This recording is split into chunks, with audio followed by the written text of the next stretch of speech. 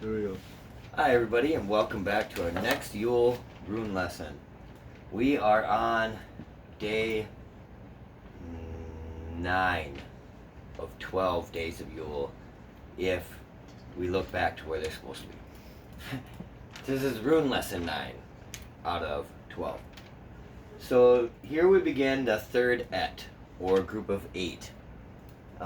Starting off the mat, the set is one of the most important runes probably of all history.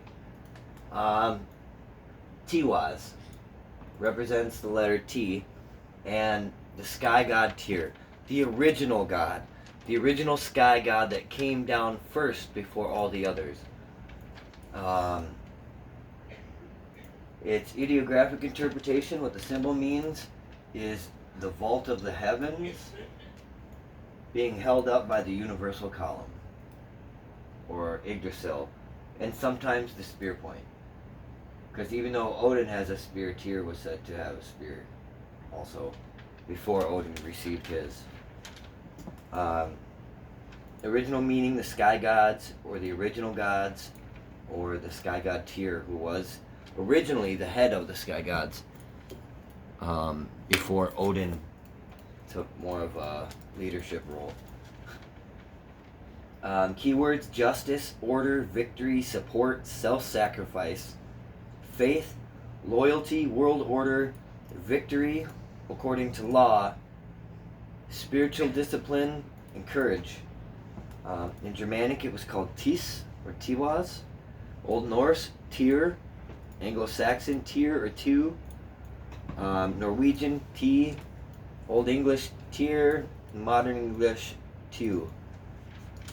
The deity obviously is the god Tyr. Lucky, I'm sure when you see this, yeah, this is one of your favorite runes. This is one of your favorite gods. It's all about justice, order. It's all about loyalty, having that troth and that fidelity with your kinsmen and your clan and your kindred as a whole.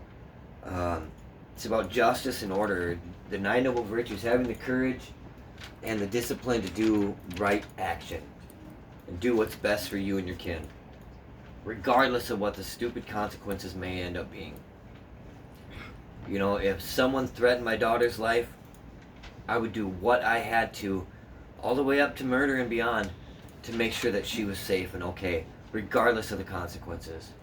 To save her life, to go to prison for the rest of mine, would be a welcome self-sacrifice. That's what it means to be, Tiwaz and Tyr. Tyr is the god who gave up his hand, man.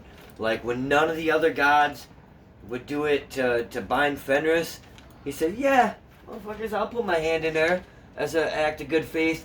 What happens? He got his hand bit off, but it was a sacrifice that he knew needed to happen to bind the Fenris wolf. Now, whether or not in the end that was the right move, we don't know, but for now it was, anyways. So next we move on to Berkano. This represents the birch goddess, and the letter B. In Germanic it was Berkna or Berkano. Old Norse it was Bjarkan. Anglo-Saxon it was Berok.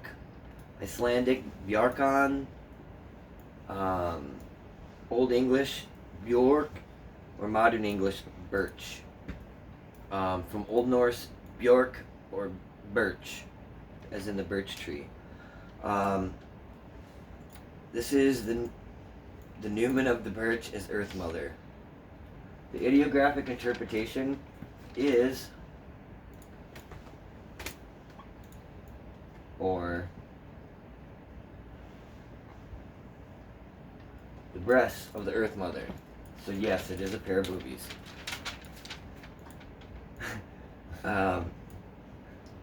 It is the divine energy of the birch as Earth Mother.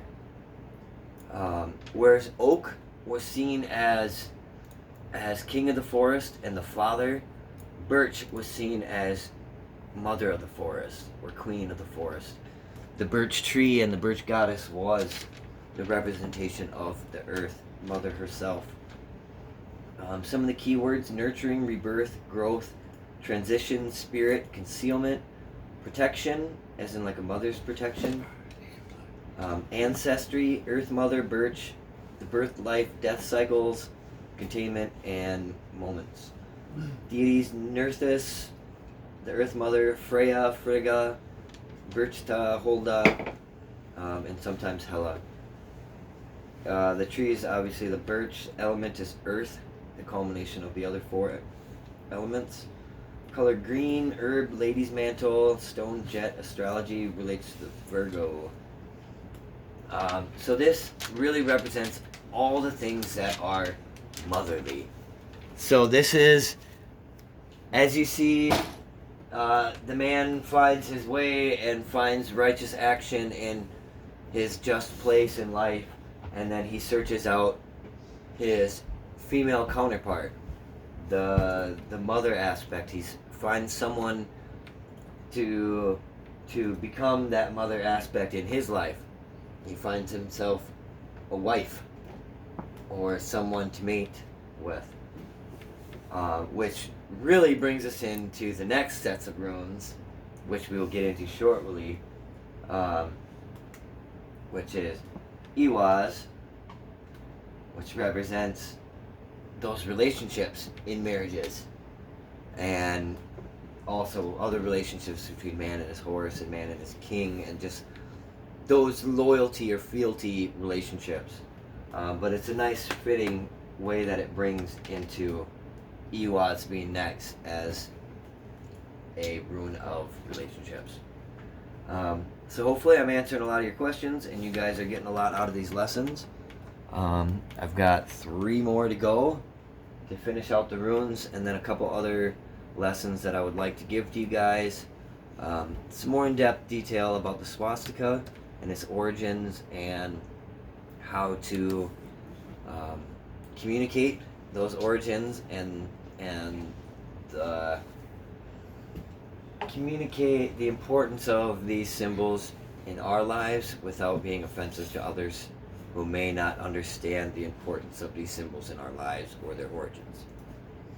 Also, like I said, I have the big rune lesson that goes through all of this that I'm kind of covering a little bit as we go, but I'm totally going to get into more detail with. So as you can see, we're getting into some of the more complex aspects. Next will be Tiwaz and Manas, all about relationships. Lovely. It's that time of year, folks. See you in the next one. Bye.